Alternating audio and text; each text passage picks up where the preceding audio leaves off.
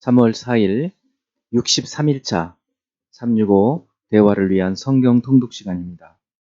오늘 읽으실 말씀은 여호수아 18에서 21장이고 묵상하실 본문은 여호수아 18장 1에서 7절입니다. 말씀의 개요입니다. 5지파에 대한 땅 분배를 마쳤지만 나머지 7지파는 어떤 이유에서인지 주신 땅을 점령하러 가기를 지체하고 있었고, 그동안 길갈에 세워졌던 성막을 요셉 지파의 영토에 있던 실로로 옮겨지게 됩니다. 그 이후로 실로는 상당 기간 이스라엘의 예배 중심지가 되죠. 18장 1에서 7절은 여호수아가 아직 정복 전쟁에 나서지 못해 기업을 얻지 못하고 있었던 나머지 7지파에게 3사람씩 선정해서 그들의 기업에 따라 땅을 지도에 그려오도록 한 것을, 8에서 10절은 선정된 사람들이 그려온 지도를 제비 뽑아서 나머지 7지파들에게 분배해 준 것을 다루고 있습니다. 11에서 20절은 베냐민이 제비 뽑은 땅의 사방 경계를, 21에서 28절은 베냐민 지파가 받은 동쪽 12개 성읍과 서쪽 14개 성읍과 마을들을 말합니다. 19장 1에서 9절은 시므온 지파가 유다 지파 기업 중에서 받은 18개 성읍과 마을들을, 10에서 16절은 스불론 지파의 경계와 12성읍과 마을들을 다루고 있고, 17에서 23절은 이사갈 지파가 제비 뽑은 16성읍과 마을들을, 24에서 31절은 아셀 지파가 제비 뽑은 경계선과 22개 성읍과 마을들을 다루고 있습니다. 32에서 39절은 납달리 지파가 제비 뽑은 지역의 경계와 19개 성읍과 마을들을, 40에서 48절은 단 지파가 제비 뽑은 지역의 경계와 성읍과 마을들을, 49에서 51절은 여호수아에게 에브라임 산지 딥낫세라를 주고 땅 분배하는 일을 마친 것을 기록하고 있습니다. 20장 1에서 9절은 다시 한번 실수로 살인한 사람들이 피할 수 있도록 도피성을 따로 구별하라고 지시한 것과 갈릴리 게데스, 세겜, 헤브론, 베셀, 길르앗 라못, 바산 골란을 도피성으로 구별한 것을 다루고 있습니다.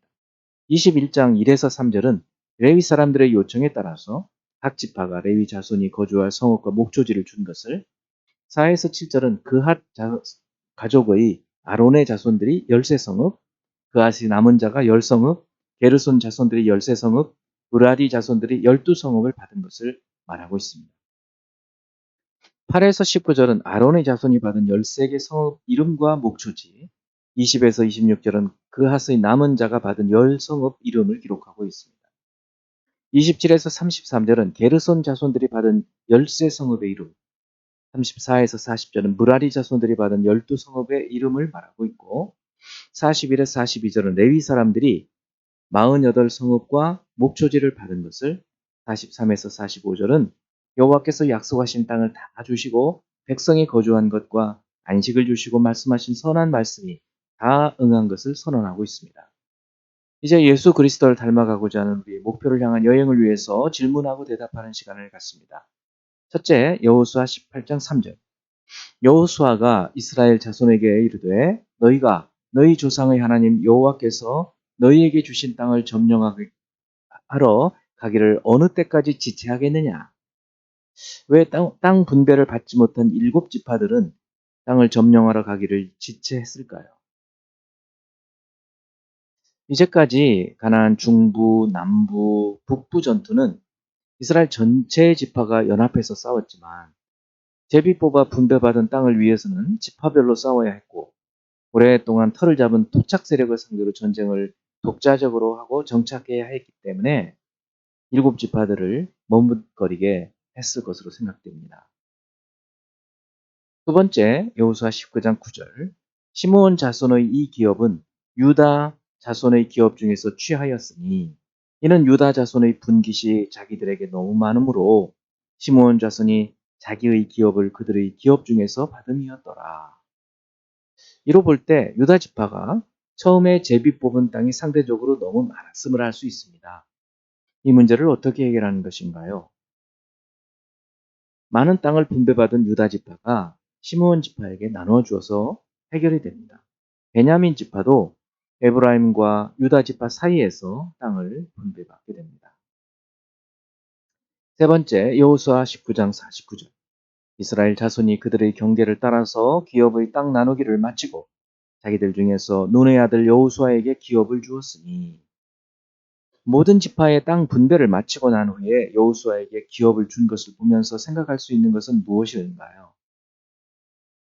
여호수아는 지도자의 특권을 남용하지 않았고 자신의 책임을 다하고 권리는 내려놓는, 자신의 권리는 나중에 얻는, 그러한 하나님의 충성된 종의 모습을, 끝까지 충성하는 종의 모습을 볼 수 있는 것입니다.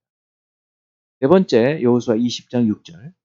그 살인자는 회중 앞에 서서 재판을 받기까지 또는 그 당시 대제사장이 죽기까지 그 성읍에 거주하다가 그 후에 그 살인자는 그 성읍 곧 자기가 도망하여 나온 자기 성읍 자기 집으로 돌아갈지니라 하라 하시니라.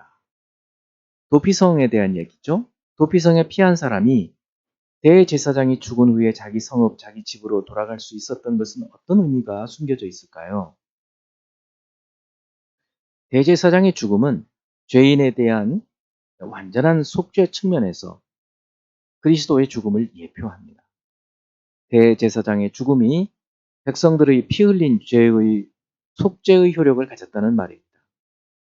이 대제사장의 죽음은 우리의 영원한 대제사장이신 예수 그리스도의 죽으심의 모형이 됩니다.